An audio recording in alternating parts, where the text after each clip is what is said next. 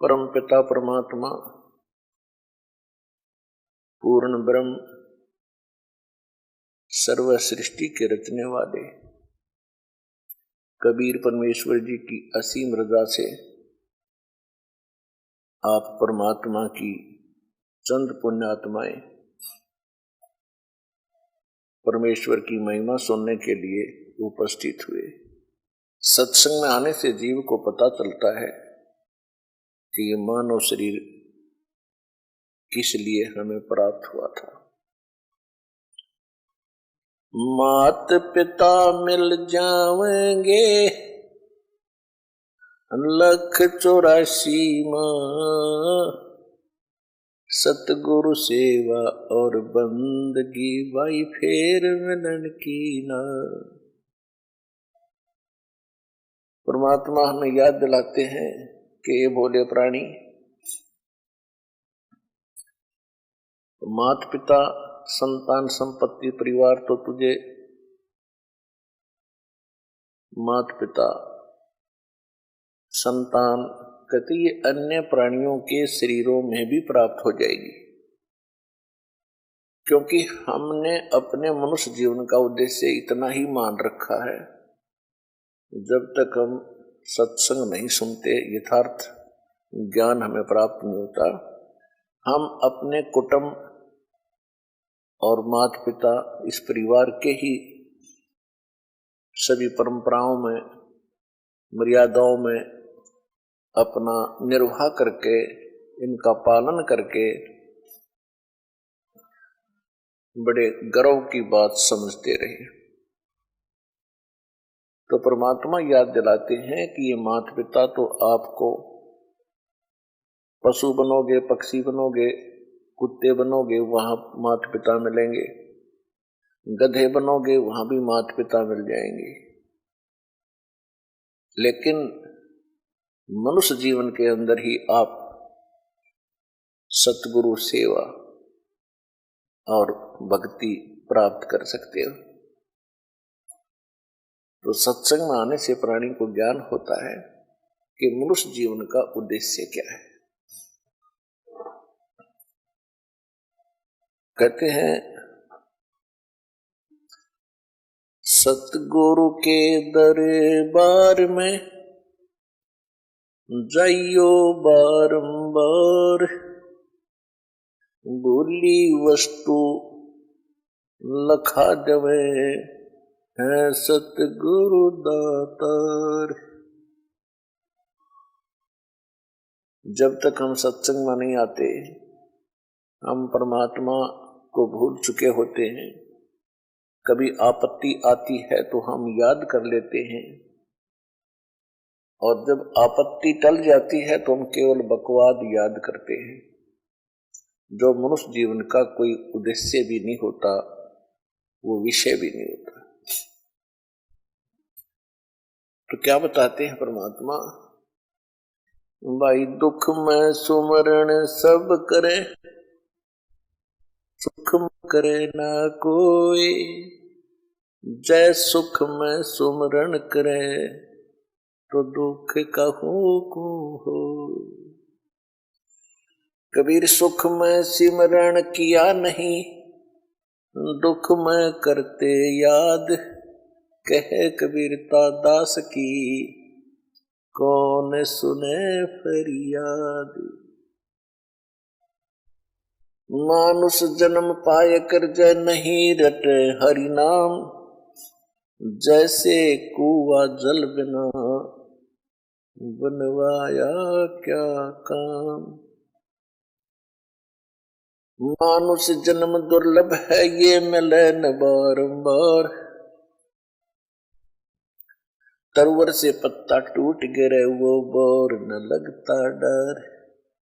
राम रटत निर्धन बलो टूटी घर की छान, वो सुंदर मैल किस काम के जाम भक्ति नहीं भगवान। राम रटत कोढ़ी भलो चू चू पड़े जो चाम, वो सुंदर शरीर किस काम का जा मुख नाही नाम। कबीर जिव्या तो वाहे भली, जो रटे हरि नाम। नहीं तो काट के फेंक दियो, ये मुख में बोलो ना चाम। राम रटत कन्या बली, और साकट बलो न पूत। जैसे छेरी के गल में गलथन, जिसमें दूध ना मूत। परमात्मा कहते हैं कि ये प्राणी आपत्ति के समय परमात्मा को याद करते हैं। सुख होता है जो भगवान को भूल जाते हैं। यदि सुख में भी भगवान को आप याद करोगे तो आपत्ति नहीं आएंगी। फिर कितना महत्व बताया है भगवान की भक्ति का, कि मनुष्य जीवन ये बार बार प्राप्त नहीं होगा। एक बार आपके हाथ से ये छूट गया तो ऐसे समझो जैसे वृक्ष से पत्ता टूट के गिर जाता है, पुनः स्थापित नहीं हो सकता। फिर क्या बताते हैं कि बिना भक्ति के ये प्राणी जब संसार छोड़कर जाता है, अंत समय में इसको सारे जीवन में जो जोड़ा था, इकट्ठा किया था और जो परिवार बना था, वो बहुत याद आता है। सारा जीवन परिवार के पोषण में, दुनिया के शोषण में और अपने कोठी बंगले बनाने में खो दिया। चलते समय जब इसको पता चलता है कि सारा कुछ तेरा यहीं रह गया, अब तू जा रहा है अकेला, ना कोई परिवार का सदस्य तेरे साथ है, तो उस समय की सतिथि बताते हैं कि पछाड़ खा खा रोएगी ये आत्मा जब तू चल लेगी अकेली। कहते टक्कर मार मार कर, डकरा डकरा कर रोती है ये आत्मा जब यम के दूत इसको घसीट कर ले जा रहे होते। इसका सारा कुछ यहीं रह जाता है जो सारे जीवन में इसने जोड़ा था, जिसको ये अपना माने हुए था। तो परमात्मा याद दिलाते हैं कि काया तेरी है नहीं, ये माया कहां से हो। और चरण कमल में ध्यान रखो इन दोनों को खो। जब तेरा बॉडी नहीं है, बोले आत्मा, तेरा शरीर ही तेरा नहीं है, ये कोठी बंगले कार और ये बैंक बैलेंस बना लग रहा बोंदू, ये तेरे कैसे हो सकते हैं? तेरा क्या है? तेरा है भक्ति जो सीमंत तू कर रहा है, और तेरा है जो हाथ से छोड़ दिया, दान कर दिया। दान भी कहते हैं सुपात्र को करे, गलत स्थान पर किया हुआ दान भी व्यर्थ होता है। गुरु बिन माला फेरते देते दान, गुरु बिन दोनों निष्फल हैं, चाहे पूछो वेद पुराण। परमात्मा कहते हैं चिड़ी चोंच भर ले गई, नदी न घट्यो नीर, दान दिए धन घटे नहीं, नो कह रहे साहिब कबीर। देते को हर देत है जहां तहां से आन, अन देवा मांगत फिरो फिर साहिब सुने ना कान।